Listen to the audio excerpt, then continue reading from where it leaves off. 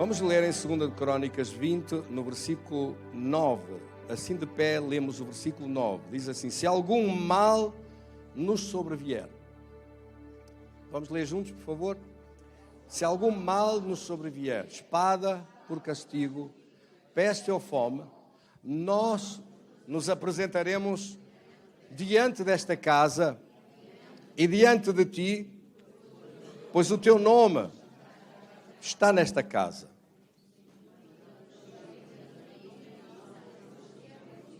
Clamaremos a ti na nossa angústia e tu nos ouvirás. Mais uma vez, e tu nos ouvirás e livrarás. Querido Senhor, damos-te graças da tua palavra, do teu poder, da tua resposta e solução. Em nome de Jesus. Amém. Tenha a gentileza de sentar.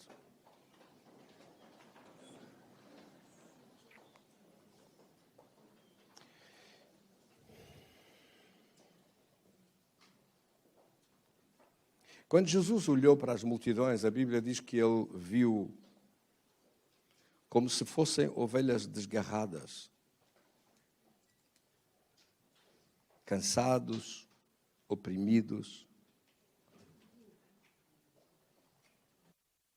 não tendo maneira de se defender das angústias, das opressões, sem defesa nenhuma. Ovelhas desgarradas no meio dos montes, à mercê dos animais selvagens. E há por aí muitos animais. Mateus 9, versículo 36, vendo ele as multidões, compadeceu-se deles porque estavam aflitos, exaustos, como ovelhas que não têm pastor. A tradução diz desgarrados, quer dizer, espalhados em situações das suas vidas onde não há amparo, onde não há cuidados, onde ninguém cuida, onde não tem nenhuma ajuda no meio da aflição em que está a passar. De onde virá a ajuda? O salmista disse: de onde virá o socorro? No meio de uma geração tão sofrida. Ainda há pouco tempo o diabo pôs o mundo inteiro de joelhos com o Covid. As pessoas fecharam-se, cheios de medo, de contaminações, muita gente a morrer. O que é que lhe garante que não vem uma coisa pior? Graças a Deus, na igreja ninguém morreu. E a maior parte das pessoas na igreja nem apanharam nada disso. Então, nós estamos a tratar sobre uma ligação ao poder de Deus e não podemos desprezar o poder de Deus. Porque o mal não sai com nada. O mal só sai com o poder de Deus. As opressões, o sofrimento. Quantas pessoas desesperadas porque alguém na família está com vícios? Ou vícios do jogo que levam o dinheiro todo?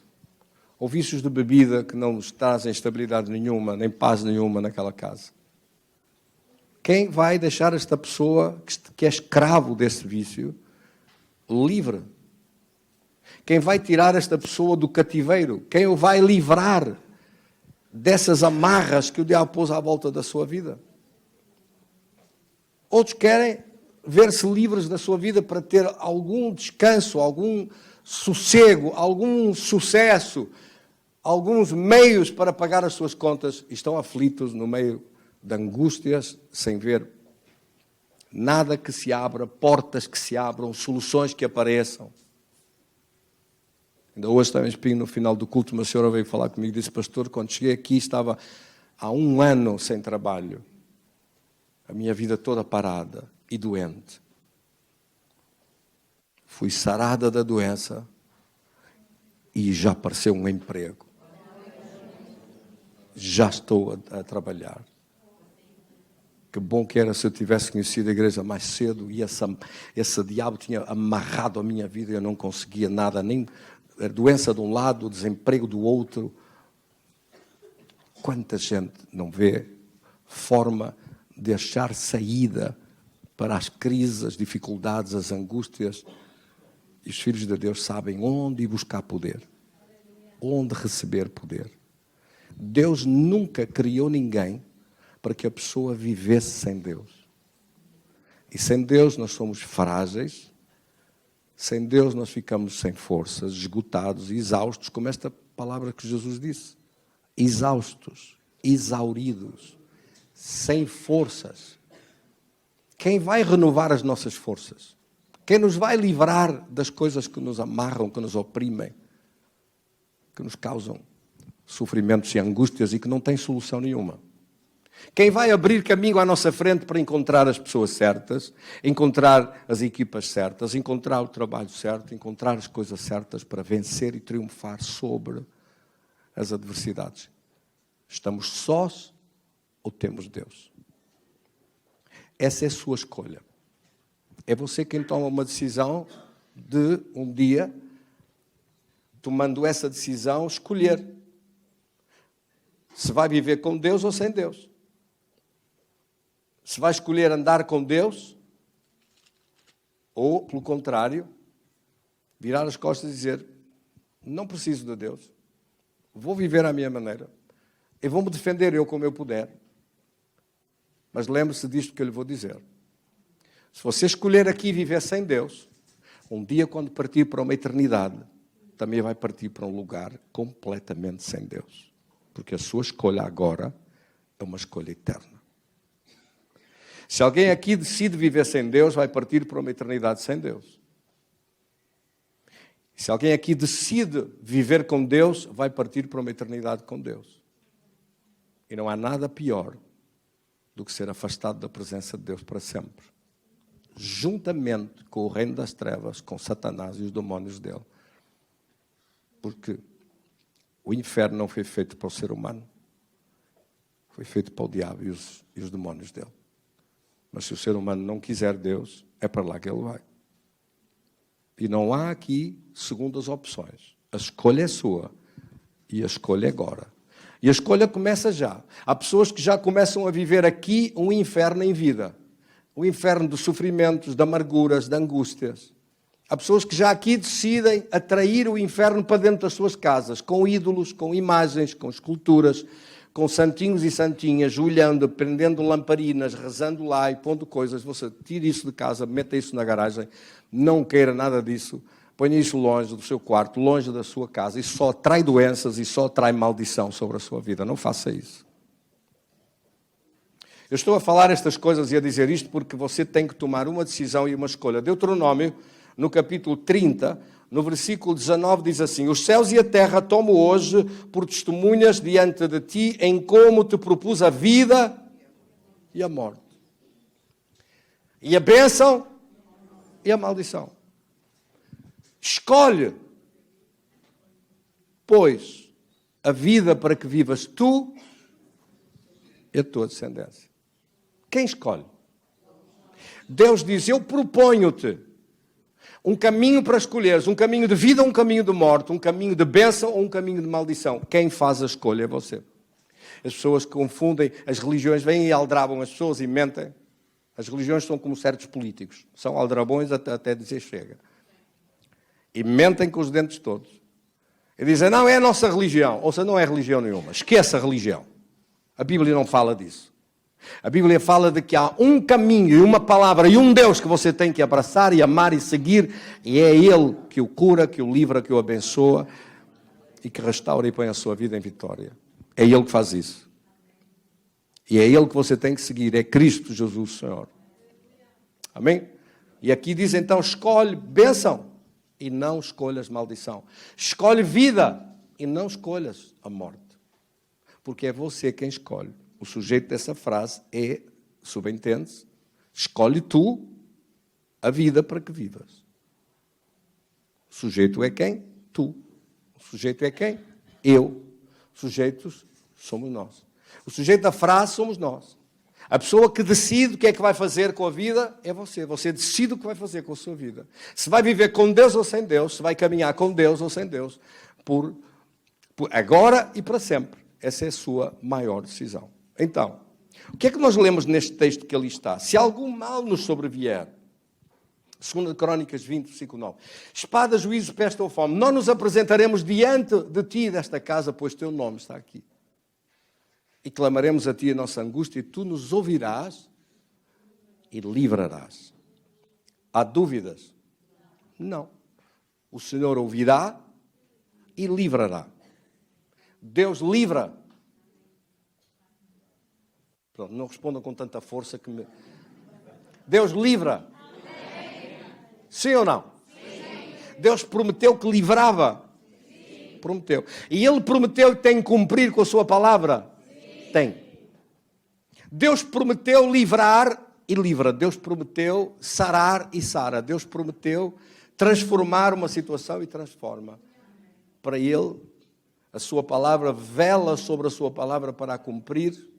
Essa é a proposta de Deus. Por isso, quando o povo de Israel, neste caso o rei Josafate, viu Jerusalém aproximar-se de Jerusalém um grandíssimo exército, eles não tinham forças para enfrentar aquilo, não tinham maneira de vencer aquilo.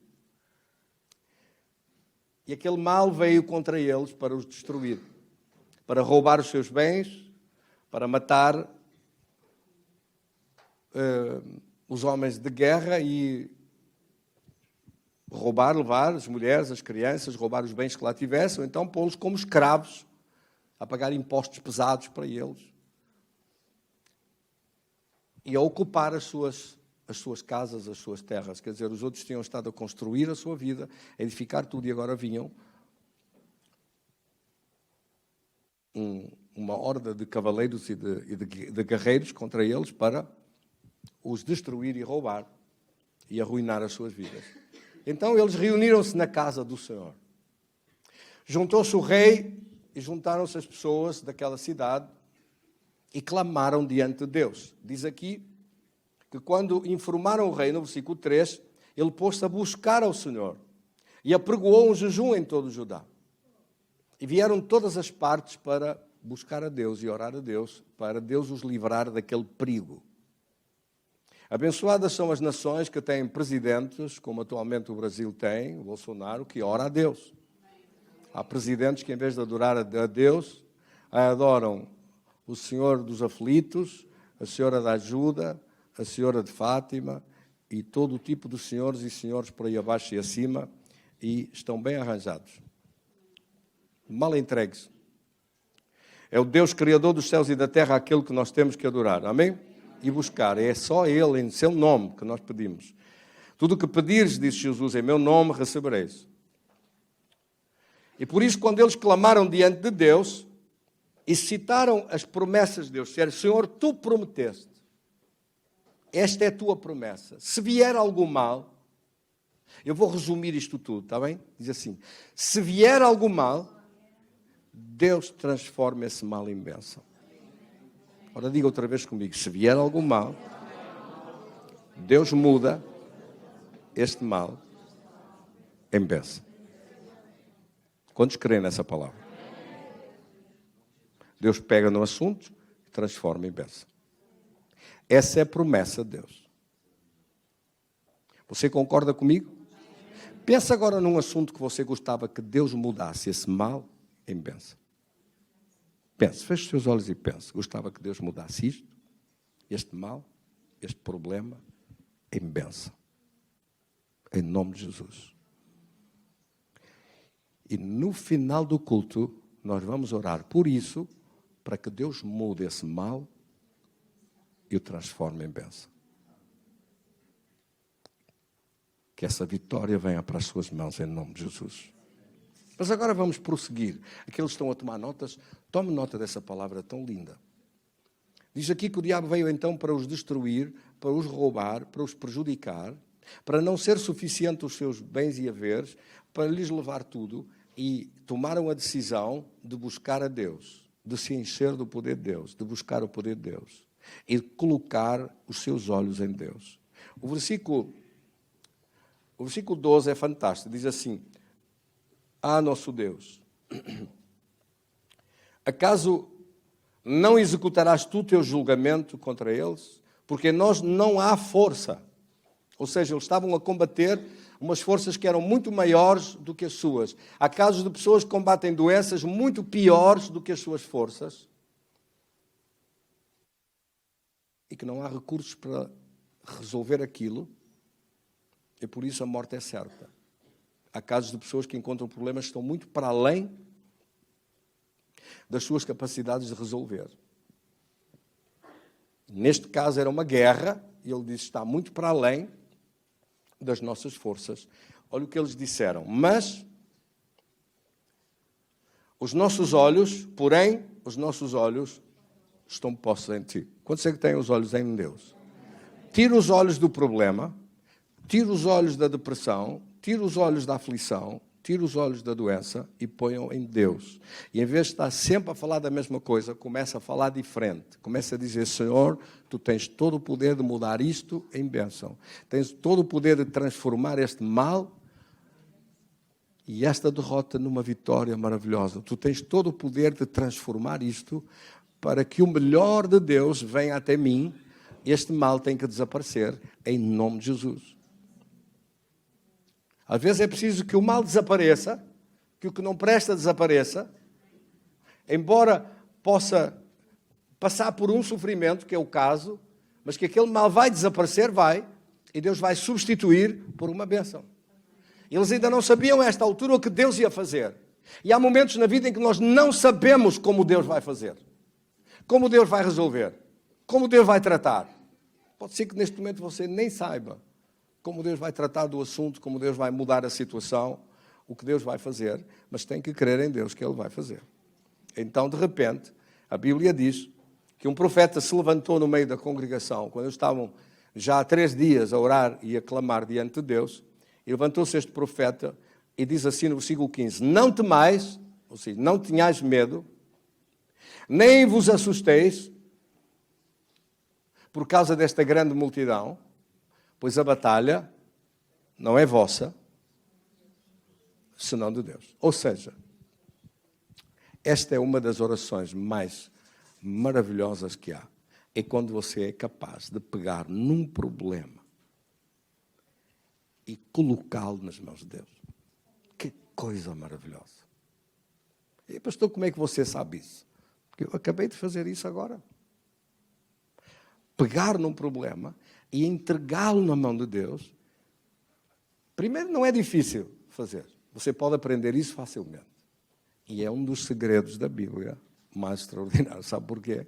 Porque enquanto você tiver o problema em cima dos seus ombros, a afligir a sua alma, a angustiar a sua alma, a queixar-se todo o dia, a chorar todo o dia, a lamentar-se todo o dia, você até pode chorar, até pode se lamentar, mas tem que dizer, entrego nas tuas mãos, dirige este assunto tu, Senhor. E aquela angústia tem que levantar e aquela aflição tem que desaparecer e uma paz tem que tomar conta do seu coração. E quando você aprende a fazer isso, a passar para as mãos de Deus, é deixar que Deus dirija, é deixar que Deus conduza. Sabe o que é que vai acontecer? A batalha deixou de ser sua.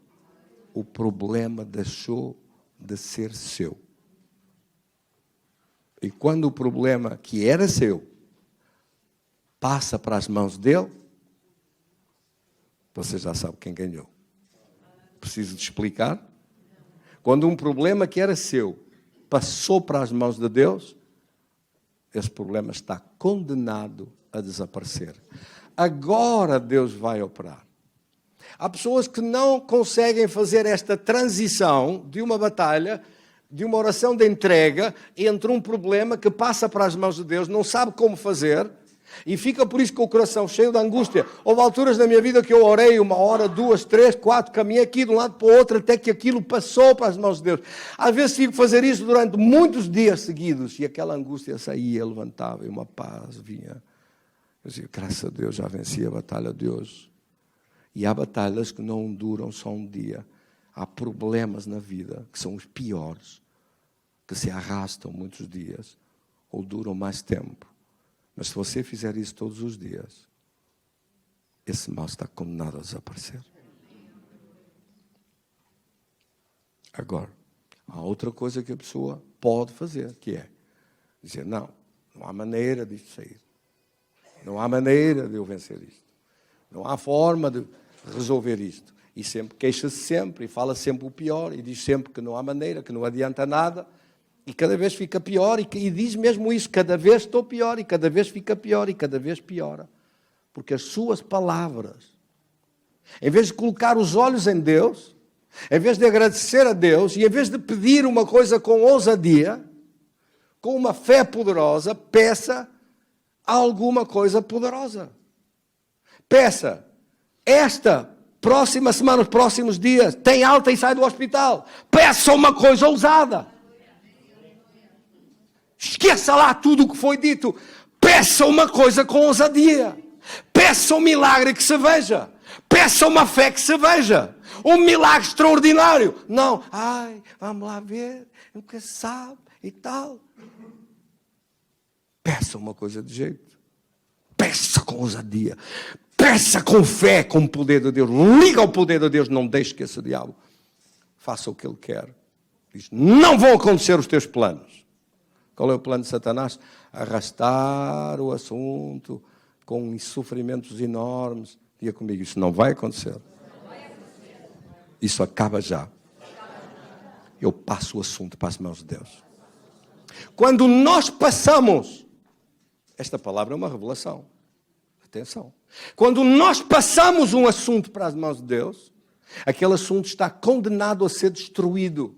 Aquele problema está condenado a desaparecer. Não há poder nenhum maior que o poder de Deus. Não há nada que possa parar este poder maravilhoso. Quando nós passamos a batalha para as mãos de Deus, a vitória é certa.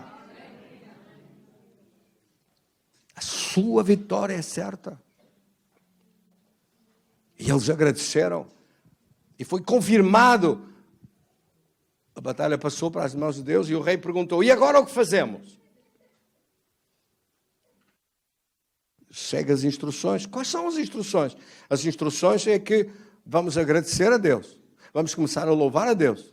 Vamos começar a cantar e a louvar a Deus. Lembra-se de Paulo e Silas naquela prisão?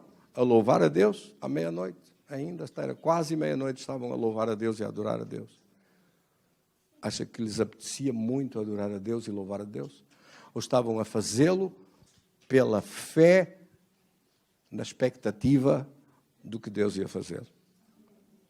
Porque eles tinham pedido que aquelas prisões fossem destruídas, tinham pedido que aquele mal fosse resolvido, que aquela injustiça fosse parada, que aquele problema desaparecesse, que eles fossem livres, que pudessem adorar a Deus e estar na presença de Deus e na casa de Deus e que não andassem num rodopio à volta de Satanás a puxar de um lado para o outro e a fazer o que ele quer. Não faz, em nome de Jesus.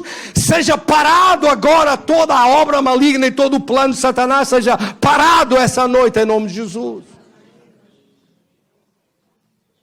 Em vez de sofrimento, em vez de arrastamento, em vez de angústias e lágrimas e opressão, que tudo isso seja parado. E opera, Senhor, o teu milagre nesta noite, em nome de Jesus. Eu creio que Deus é poderoso para fazer tudo muito mais abundantemente, além daquilo que nós pedimos ou pensamos. Efésios 3, 20. Deus é poderoso, diga comigo, Deus é poderoso para fazer tudo muito mais abundantemente, além daquilo que pedimos ou pensamos, pelo poder que opera em nós. Eu creio, diga comigo, eu creio. E por isso, quando eles foram a louvar a Deus, a Bíblia diz que se armou uma guerra e uma confusão no próprio acampamento inimigo. E que o problema se desfez. Que aquele exército todo começaram a combater uns contra os outros e mataram-se uns aos outros. E quando olharam de cima do planalto para baixo, para o deserto, em vez de um exército de homens e guerreiros de pé, com os escudos e com as espadas e as lanças, estavam cadáveres no chão. E tinham deixado a logística toda, tinham trazido a comida, os animais, os sacos de farinha, de comida, de víveres, de tudo que eles trouxeram, porque os exércitos antigamente, quando se deslocavam, não levavam a comida enlatada. A comida ia atrás deles a caminhar. Levavam rebanhos de vacas, de bois, Levavam o talho vivo.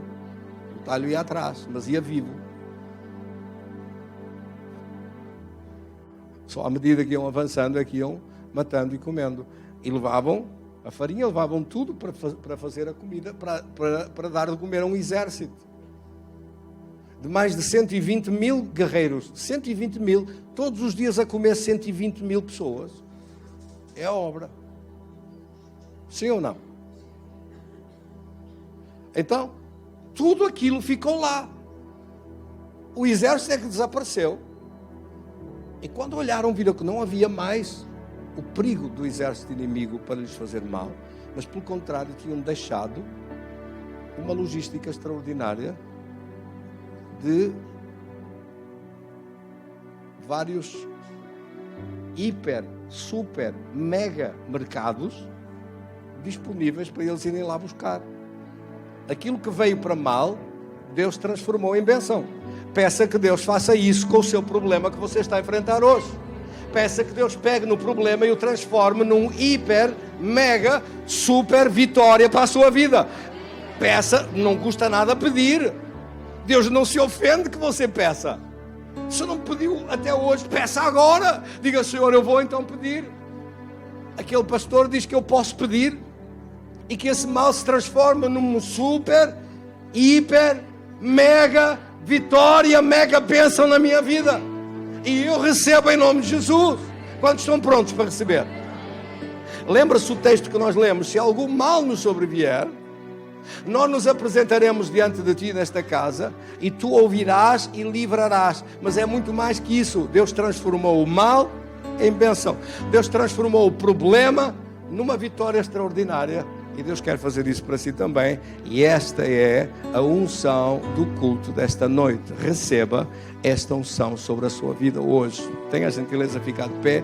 Diga isso comigo. Meu Deus, eu clamo hoje diante do teu trono que eu farei as instruções daquilo que tu me disseste.